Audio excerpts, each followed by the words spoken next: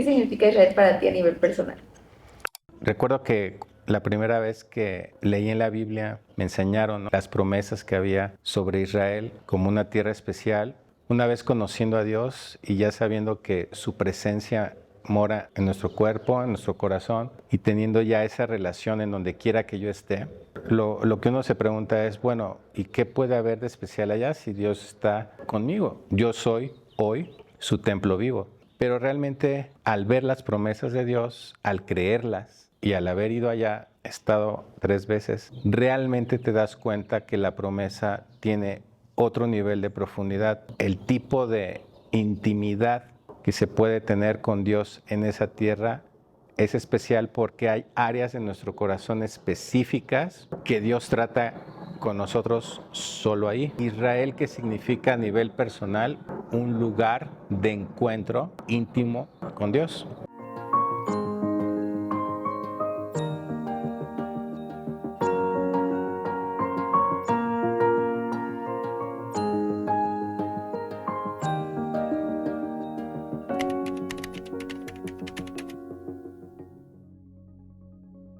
El trayecto está lleno de anhelo, emoción y miles de expectativas. Este lugar es tan especial que incluso ir volando hacia él, esperando la llegada, resulta difícil de explicar con palabras. Como hijos de Dios, es algo que se vive con todo nuestro ser, cuerpo, alma y espíritu. Hoy comenzamos un viaje hacia esta tierra, para descubrir por qué, después de miles de años, sigue teniendo un significado tan profundo.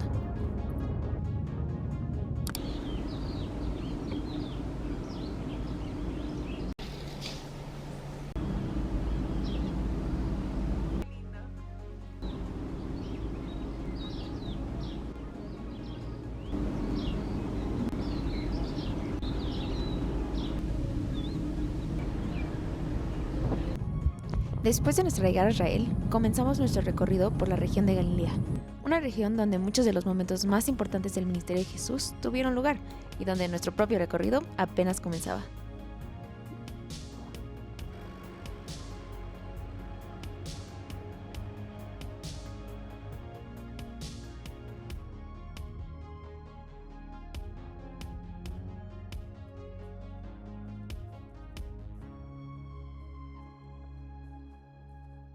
En Capernaum y vamos a empezar en Mateo 4, del 12 al 25, que Juan estaba preso, volvió a Galilea y dejando a Nazaret, vino y habitó en Capernaum, ciudad marítima en la región de Zabulón y de Neftalí, para que se cumpliese lo dicho por el profeta Isaías, cuando dijo, tierra de Zabulón y tierra de Neftalí, camino del mar al otro lado del Jordán, Galilea de los gentiles. El pueblo asentado en tinieblas vio gran luz. Representa el lugar en donde Jesús comenzó su ministerio. También representa el lugar de inicio o de apertura del reino de Dios. Empezó y viene estrictamente hasta que Jesús terminó su obra y empezó a establecerse el reino de Dios. En este lugar es donde inicia el acercamiento, el reino de Cristo. Fue en esta región, a orillas del mar de Galilea, donde Jesús comenzó a llamar a sus primeros discípulos, hombres sencillos, pescadores, que pronto serían parte central de su ministerio. Yo te haré pescadores de hombres. La gran diferencia que hay entre pescar un pez, que era lo que ellos se dedicaban como profesionales pescadores, es que un pez está vivo en el agua, se saca del agua y muere, se convierte en un alimento para el cuerpo. Y esta frase, cuando les dice yo a ustedes que son pescadores, peces, los voy a convertir en pescadores de hombre. Y los pescadores de hombre realmente te da lo contrario. Personas que están bajo la potestad de las tinieblas, personas que no conocen a Dios, espiritualmente están muertos y por lo tanto no se pueden comunicar con Dios, es a quienes se refiere Jesús. Que podemos entonces, y como Pedro y como su hermano, fueron los primeros que llamó para ser pescadores de hombres, para que pasen de muerte a vida. Al recibir a Cristo van a recibir la vida, van a recibir la oportunidad de reconciliarse con Dios. Y a eso se refiere esta frase tan importante que es, los haré pescadores de hombres. Continuando en el pasaje, dice, y recorrió Jesús toda Galilea, toda esta zona en la que estamos, alrededor del mar de Galilea es Galilea. Entonces, todos los pueblos que hoy podemos ver, como el que acabamos de pasar de Magdala, Tiberíades, Bethsaida, que está del otro lado, Toda esta zona es la zona de Galilea, todos esos lugares es precisamente los que Jesús recorría, toda Galilea, enseñando en las sinagogas, como la que está ahí enfrente, que es una antigua sinagoga, los lugares de reunión de los judíos, los lugares de oración y de enseñanza de la palabra. Y ahí era precisamente que había una sinagoga, por lo menos en cada uno de esos pueblitos, pequeñas ciudades. O sea, literal, aquí ha de haber entrado Jesús a predicar. Ahí es donde Jesús enseñaba en la sinagoga, predicando el evangelio del reino, rompiendo todo ese esquema religioso, hablando precisamente de que él representaba ese reino de Dios acercándose y abriéndose la posibilidad. Dice, luz le resplandeció, mas no habrá siempre oscuridad para el que está ahora en angustia, tal como la aflicción que le vino en el tiempo que livianamente tocaron la primera vez a la tierra de Zabulón y a la tierra de Neftalí, que es esta zona, pues al fin llenará de gloria el camino del mar. De aquel lado del Jordán, en Galilea de los gentiles, el pueblo que andaba en tinieblas vio gran luz, los que moraban en tierra de sombra de muerte, luz resplandeció sobre ellos. Entonces se cumplió esa profecía. Algo que se dijo en el futuro va a suceder. Y en los días de estos reyes del Dios, el Dios del cielo levantará un reino que no será jamás destruido, ni será el reino dejado a otros pueblos. Desmenuzará y consumirá a todos estos reinos, pero él permanecerá para siempre. Entonces también Daniel ahí hablaba de la profecía de el reino de los cielos, que no tendrá fin, y es el que empezó a establecer Jesús.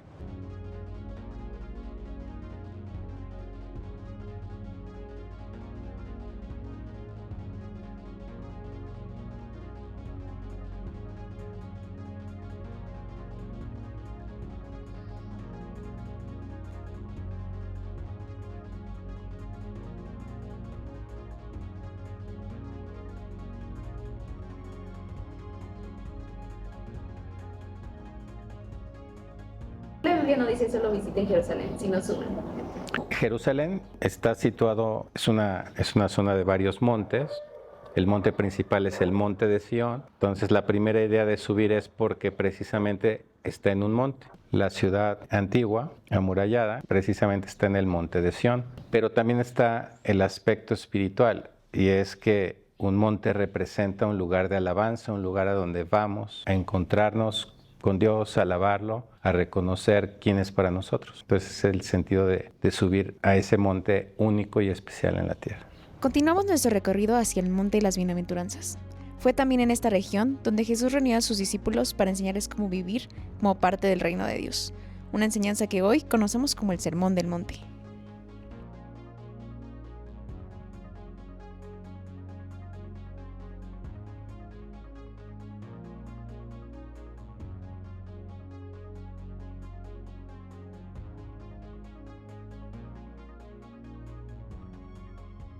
Aquí Jesucristo dio alguna de las enseñanzas muy conocidas, se conoce como el Sermón del Monte. Vamos a verla en Mateo capítulo 5, del 1 al 2. Y dice, viendo la multitud, subió al monte, y sentándose vinieron a él sus discípulos.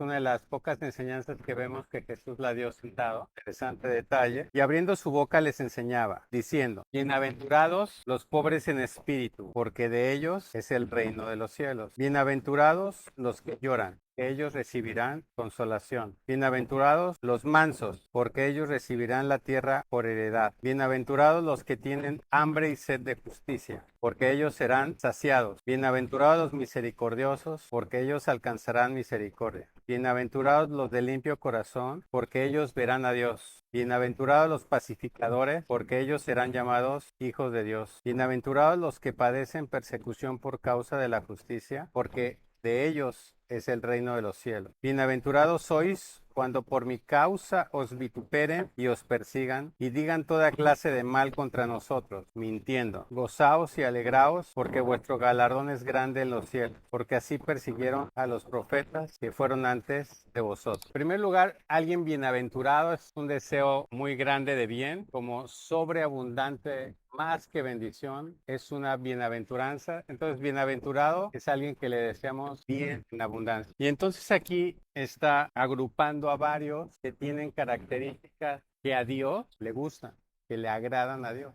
tiene que ver más con la actitud del corazón. Entonces también podemos, y nosotros hoy tenemos que entender esto como las características deseables de un hijo de Dios. Para todos nosotros representa como un camino, como diferentes actitudes que deberíamos de buscar cada vez desarrollar más en nuestra vida. Vamos a empezar por la que dice, bienaventurados los pobres de espíritu, porque de ellos es el reino de los cielos. Aquí no es que un pobre es porque tiene poco espíritu. Aquí se refiere a que reconocemos que necesitamos a Dios, que tenemos una necesidad espiritual, que somos humildes y reconocemos la necesidad que tenemos de Él, que es el que alimenta nuestro espíritu. Luego, bienaventurados los que lloran, porque ellos recibirán consolación. Vamos a hablar de cualquier tipo de muerte, cualquier tipo de pérdida. Nosotros en algún momento o en diferentes momentos podemos necesitar consolación de nuestro papá. Como dice Isaías, porque tenemos algún tipo de pérdida. Nos dice papá, yo estoy aquí para consolarlo, solo hijitos vengan. Después están los mansos, de bienaventurados los mansos, porque ellos recibirán la tierra por heredad. La mansedumbre, el ser gentiles, es una de las características o uno de los elementos que tiene el fruto del Espíritu, que nosotros podemos estarlo mostrando en la medida en que vamos siendo transformados por la imagen de Jesús. Dios nos deja saber que el ser gentiles, el ser amables, el saludar, el poner buena cara, es un sello de un hijo de Dios, de una hija de Dios. Y luego, bienaventurados los de limpio corazón, verán a Dios. Nosotros vamos a estar tocando el corazón de Dios, vamos a estar escuchando a Dios y limpiamos nuestro corazón. Si reconocemos todo el tiempo, todos los días, vamos al altar de Dios y reconocemos que le hemos fallado, estaremos limpiando nuestro corazón. Y así podremos estar experimentando la presencia de Dios. Vamos a poder estar disfrutando su compañía. Vamos a poder ver a Dios en nuestra vida. Vamos a poder ver el impacto de Dios en su corazón. Y los que son perseguidos, los que son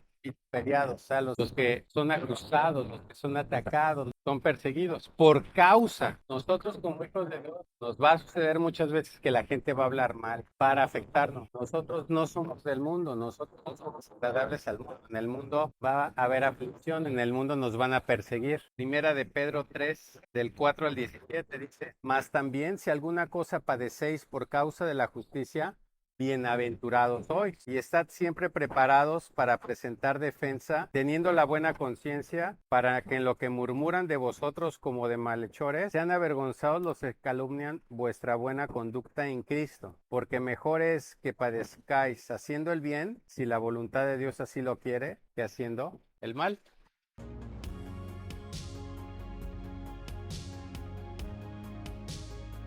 Si tuvieras que escribir a Israel en 3 palabras, ¿cuáles serían? 3 palabras. En 4. Mi casa en la tierra. Son